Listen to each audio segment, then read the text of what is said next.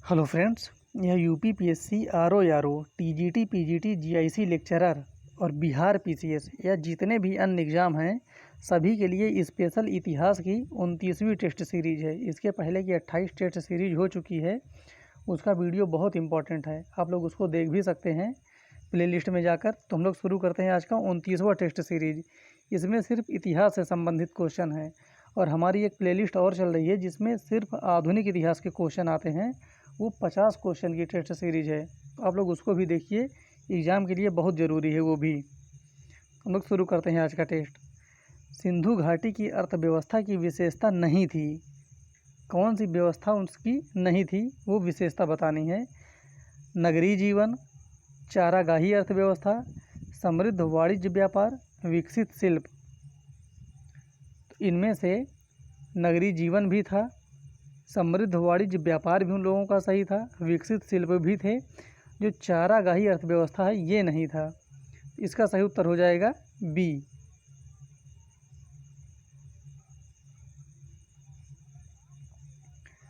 प्रसिद्ध कांस्य नर्तकी किस स्थान से प्राप्त हुई है? हड़प्पा, मोहनजोदड़ो, लोथल, कालीबंगा। तो कांस्य नर्तकी प्राप्त हुई है मोहनजोदड़ो से। इसका सही उत्तर हो जाएगा बी।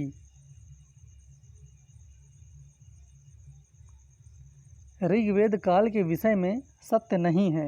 जो एक सत्य नहीं है अर्थात जो एक गलत है वो बताना है ऋग्वेद काल से संबंधित।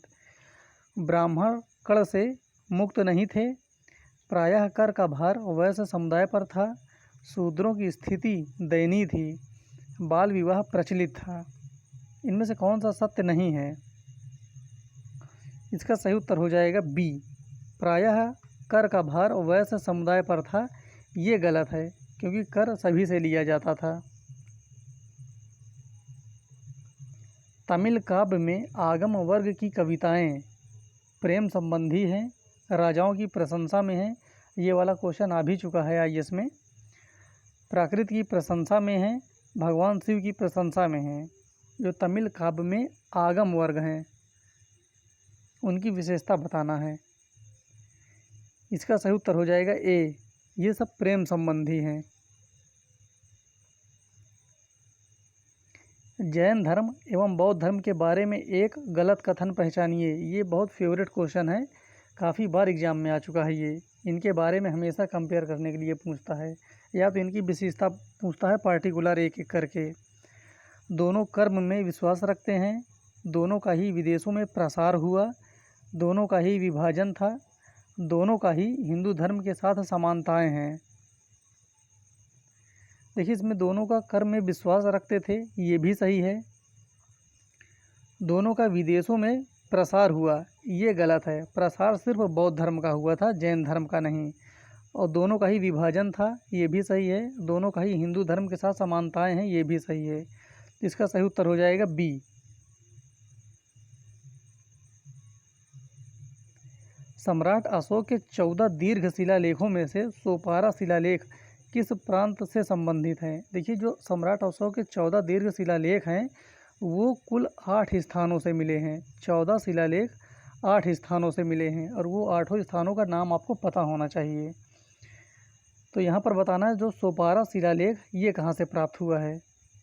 उड़ीसा, गुजरात, उत्तर प्रदेश, महाराष्ट्र। इसका सही उत्तर हो जाएगा डी। सोपारा शिलालेख महाराष्ट्र से प्राप्त हुआ है। फादर लुई जो 1510 में युद्ध संबंधी समझौता करने और भटकल में एक कारखाना स्थापित करने की अनुमति मांगने के लिए आए थे, ये किसके शासनकाल में आए थे? हरिहर के समय में, बुक्का के समय में, कृष्णदेव राय के समय में, अच्युत देव राय के समय में। जो फादर लुई आए थे, जो फादर लुई हैं 1510 में कृष्णदेव राय के समय में आए थे। इसका सही उत्तर हो जाएगा सी। सूफियों से संबंधित तवब्बुल शब्दावली किससे संबंधित है? ये काफ़ी इंपॉर्टेंट क्वेश्चन है, आ भी चुका है ये प्रश्न। प्राणायाम, सर्वेश्वरवाद, संगीत एवं नृत्य, परमात्मा में विश्वास। तवब्बुल शब्दावली जो है सूफियों से संबंधित, ये किसके लिए यूज किया जाता है? इसका प्रयोग होता है परमात्मा में विश्वास। तवव्वुल का मतलब होता है परमात्मा में विश्वास करना। खान ए जहाँ तेलंगानी, ये एक इमारत का नाम है। ये जो खान ए जहाँ तेलंगानी इमारत जूना शाह खान ए जहाँ के शासनकाल में निर्मित किया गया था, जो स्थित है दिल्ली में, तेलंगाना में, गुजरात में या आगरा में।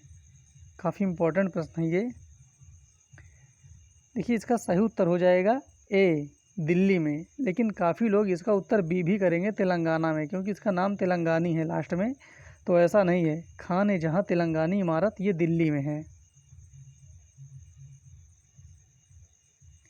भक्ति आंदोलन के प्रारंभिक प्रतिपादक महान वैष्णव गुरु रामानुज, इनका जन्म किस राज्य में हुआ था?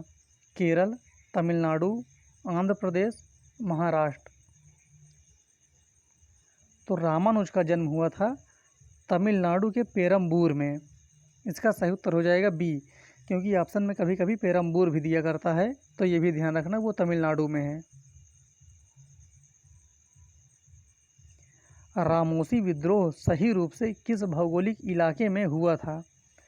पश्चिमी भारत, यहाँ पर ध्यान देना है ये चीज़, ये भारत लिखा हुआ है, पश्चिमी भारत, पूर्वी घाट, पूर्वी भारत ये भारत है, और पश्चिमी घाट। तो जो रामोसी विद्रोह है ये हुआ था पश्चिमी घाट में, न कि पश्चिमी भारत में। पश्चिमी घाट ये ध्यान देना। किस स्थान पर आदिवासियों ने अंग्रेज़ों के खिलाफ विद्रोह किया था? बिहार, पंजाब, सिंध, काठियावाड़। तो आदिवासियों ने जो अंग्रेज़ों के खिलाफ विद्रोह किया था वो था बिहार में। इसका सही उत्तर हो जाएगा ए। मानव बलि प्रथा का निषेध करने के कारण अंग्रेज़ों के विरुद्ध विद्रोह करने वाली जनजाति का नाम क्या था? कुकी, खोंद, उरांव, नाईकदा। बहुत इंपॉर्टेंट प्रश्न है ये। जिसने मानव बलि प्रथा का निषेध करने के कारण अंग्रेज़ों के खिलाफ विद्रोह कर दिया था वो जनजाति है खोंद। इसका सही उत्तर हो जाएगा बी। मराठी पाक्षिक बहिष्कृत भारत किसने आरंभ किया था? बाल गंगाधर तिलक ने, बी.आर. अम्बेडकर ने, वी.डी. सावरकर ने, गोपाल कृष्ण गोखले ने। जो बहिष्कृत भारत है इसको आरंभ किया गया था बी.आर. अम्बेडकर के द्वारा। इसका सही उत्तर हो जाएगा बी। स्वदेश वाहिनी के संपादक थे सी.वी. रमन पिल्लई, सी.एन. मुदालियार, के रामाकृष्णन पिल्लई, सी.आर. रेड्डी। स्वदेश वाहिनी के संपादक बताना है। बहुत अच्छा प्रश्न है ये। इसका सही उत्तर हो जाएगा सी, के रामाकृष्णन पिल्लई। ये स्वदेश वाहिनी के संपादक थे। निम्नलिखित में सबसे बाद में घटित हुआ, इन चारों में से कौन सबसे बाद में घटित हुआ था? हड़प नीति, बंगाल का विभाजन, स्थायी बंदोबस्त, सहायक संधि। तो इनमें से जो सबसे बाद में घटित हुआ है वो है बंगाल का विभाजन। ये 1905 में हुआ था। बाकी इसके पहले की जितनी भी सब घटनाएं हैं वो 1800 से संबंधित है। निम्नलिखित में से किसने बंगाल के विभाजन के विरोध में हुए आंदोलन का नेतृत्व किया था? यहाँ पर ध्यान देना है, नेतृत्व किसने किया था? सुरेंद्र नाथ बनर्जी, सी.आर. दास, आशुतोष मुखर्जी, रविंद्रनाथ टैगोर। इसका सही उत्तर हो जाएगा ए, सुरेंद्र नाथ बनर्जी ने बंगाल विभाजन के विरोध में हुए आंदोलन का नेतृत्व किए थे। इनमें से किसने अप्रैल 1930 में नमक कानून तोड़ने के लिए तंजौर तट पर, ये ध्यान देना है क्योंकि एक बार पूछा भी जा चुका है किस तट पर, तो तंजौर तट पर एक अभियान संगठित किया था? चिदम्बरम पिल्लई, सी राजगोपालाचारी, के कामराज, एनी बेसेंट। इसका सही उत्तर हो जाएगा बी, सी राजगोपालाचारी। निम्नलिखित में से किसने ऐतिहासिक 1932 के पूना समझौते पर हस्ताक्षर नहीं किए थे? ध्यान देना ये चीज़ नहीं किए थे। B R Ambedkar, Madan Mohan Malviya, C Rajagopalachari, M K Gandhi. इसका सही उत्तर हो जाएगा डी, एम के गांधी। निम्नलिखित में से किसने कहा था महात्मा गांधी क्षणिक भूत की भांति धूल उठाते हैं लेकिन स्तर नहीं? ये स्टेटमेंट भी ध्यान रखना। महात्मा गांधी क्षणिक भूत की भांति धूल उठाते हैं लेकिन स्तर नहीं। Doctor B R Ambedkar, M A Jinnah, V D Savarkar, उपरोक्त में से कोई नहीं। ये बात कहा गया था डॉक्टर बी आर अम्बेडकर के द्वारा महात्मा गांधी को। इसका सही उत्तर हो जाएगा ए। तो इस प्रकार से आज हमारे 20 प्रश्न कंप्लीट हुए। फिर मिलते हैं अगले वीडियो में, तब तक के लिए धन्यवाद।